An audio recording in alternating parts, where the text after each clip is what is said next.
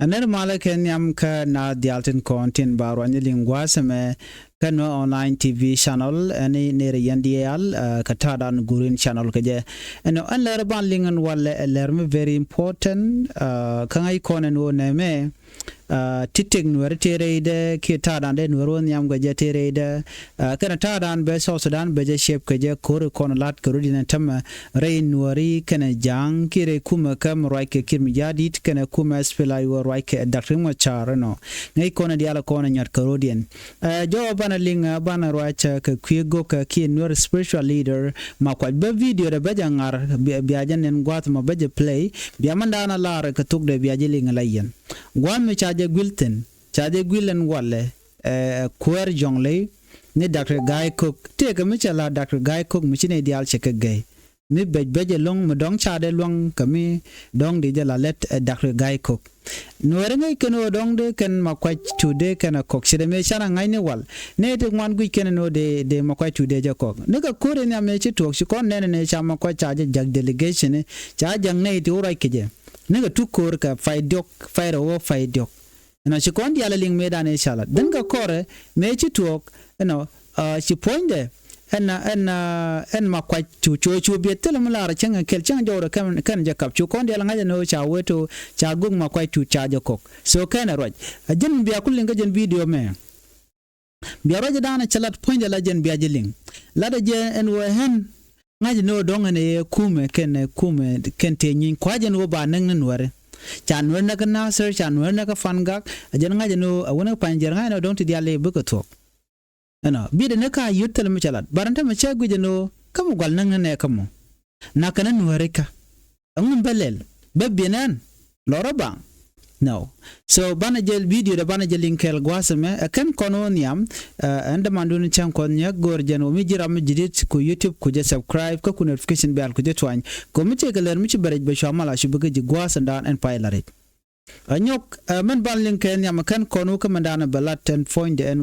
makwaitut Nuer spiritual leader be la runen and wala ci kurche to kan nasar kurche to re week nasar according to the report that I have jala dungo shi deni shiga ngeng la deni asas pdf no gwan mi shi ko kwan ke tong tena wa ci ko jigen winami kaneten kon tila Nuer wai ame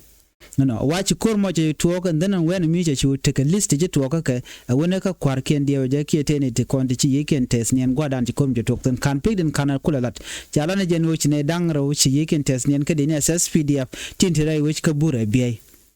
no bure be ngai kon dikana kamno wal ne ka gwase dan so jo mem chala no ne dangro ka deni tin deni ss pdf wa yeken tes nien tele full report about that but dio jam sure bi ka report bi kan release again mo den gwase me mu kon ben gwada dan shi kulun jokten gwada chako ju gwada dan kanu kan kwer ke tongten kan ko la din SSPDF walu ndien jokare duaren ka bure biye ka border wa chu lo den chu ben wang chu kan ko te ka border ku yer ko ne dial Nuer ngai kona na kan shung wi yer do den kati ini mite ku yer do den wa ci kan wer roye kan ga chu tong match en gwada moni wa ta ne ya mu ka bot ka chana cha kan bat kan pe ka dan cha mu ka bot kan ngaj ka ne ri cha na ko kan ngaj na mo but challenge and wo che kor mo che tuok ti bonatin kane je cheglis so kor me chala no che beje longan wala ka nasir ko de la ka burbe kam ngane Nuer la Nuer waya mi kane dini SSPDF so ngai kon kor mo tuoga so kor di na me che tuoka western Equatoria ne ri kon la dini asfila yo charen mat ke bonachal ke nas marwai ke Thomas Cirillo wa churen mat ke kuma Dr. Machar la kuma asfila yo wa churen mat ke and then shika jien wa chikan warga gor and weka re weka juba ala ku kan advance beken re which ka juba ka jodan jikan lat ko kirma yadi chakan telemal mo gor no and balat so these are the two information to very important gor re nyaa kel and then ban wo kam lat kon gwaz kon ko nyolu jokoten kon de kon kalat chana mandana chalat gwaz me ma kwa chana jelinkel wasabi ni na mbiunya ponyo sabi wana no guru bi benen ne to baba la ru do rujamen la gwero yitedwer wala lora ti an ya ji kanbo ka ya ji panga gabo ma bitew mo nubul kana yir yalla wonore ajana en beneten kone ajak bekali bigana bala dwara ajene chane tin kon tila nuere ke jikeng ke nasser cha ke buk karenyal yilongo shuk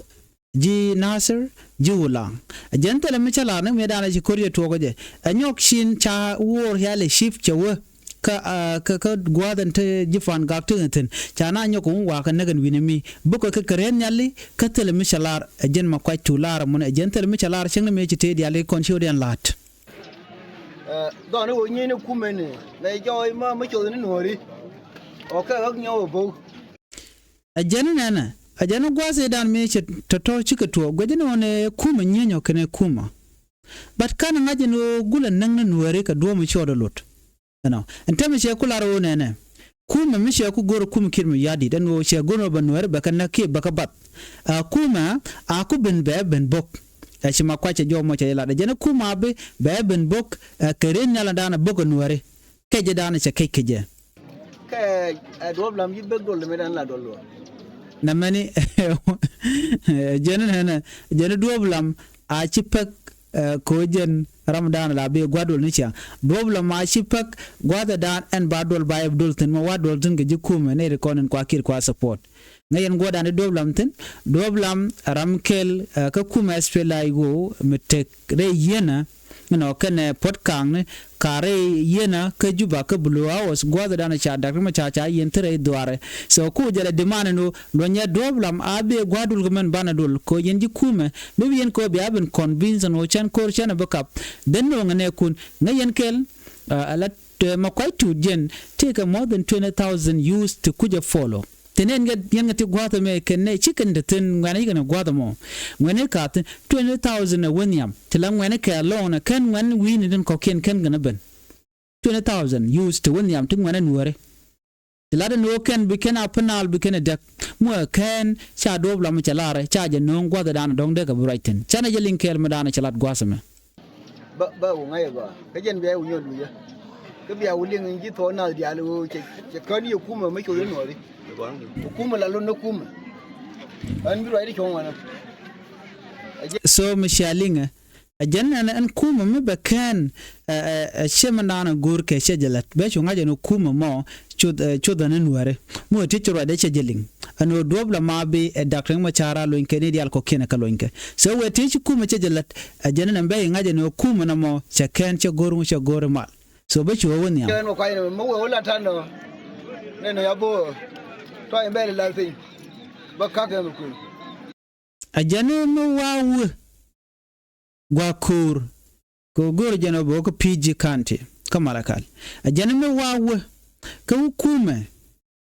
we ha bokarinyal abe ku bok ajane ba nyango ga diale ba latpin kwakten te konti point ajane ba latpin ka ba ka uniform de ni ba jalat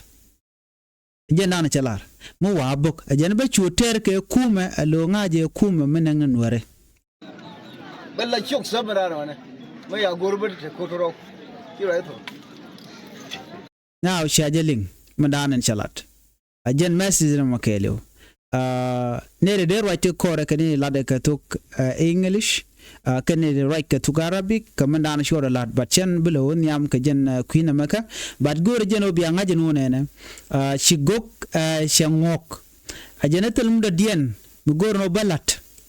okay telum de dien ena mi bele ladan tema ko shanga jen wone tin kon tinde kel ke kirme yadi cha gor jen obi no arbigetek so ko kuje mo rami mo melar no cha gari titi cha ka bulun dr machar ka cha doblam cha je bulun kane diala ko ken we mean that kumi kirme yadi cha kor che jengok so ba kura mo vegetar jenta dan de tin tam rai kon ka jama ngai kone na me twok misha de ignore ala nuere konton wan achima guk ma kwai tut karwade kan chika bet ke very long time tele malat ken shanga kel naka nuere ka nasar naka ka wulang naka ka lungo shuk naka ka fangak naka ka panyajar kan jodian kan makapnial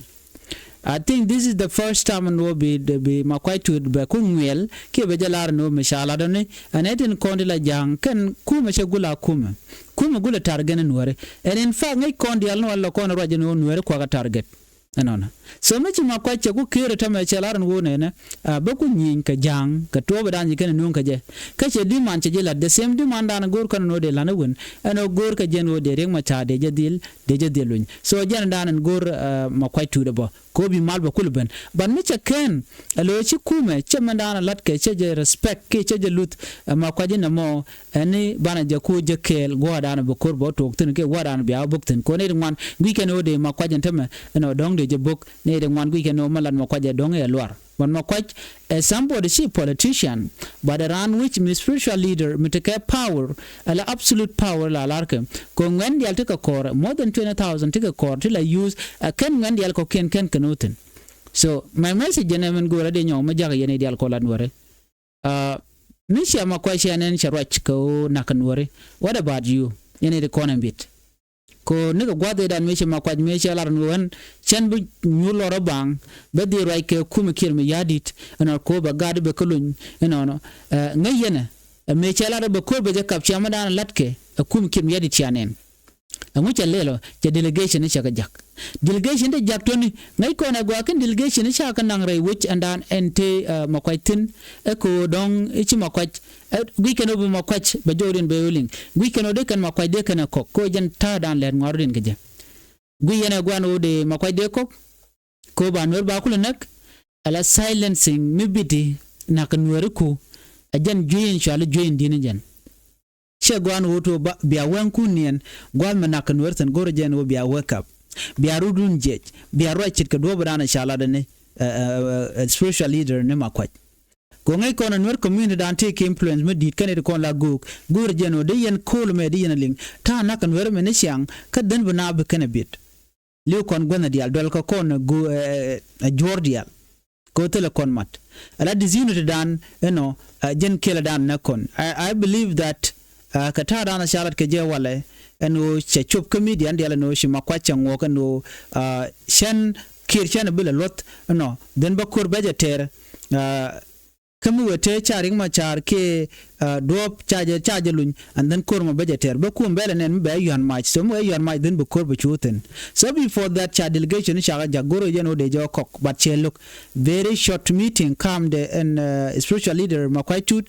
kene Dr. Guy Cook la kwar apana I mean kwar jongle state Dr. Guy Cook wa a meeting mu check along cha jogi jele kel yen doblam cha jogi cha jokalu ni jok we are kel we are yena doblam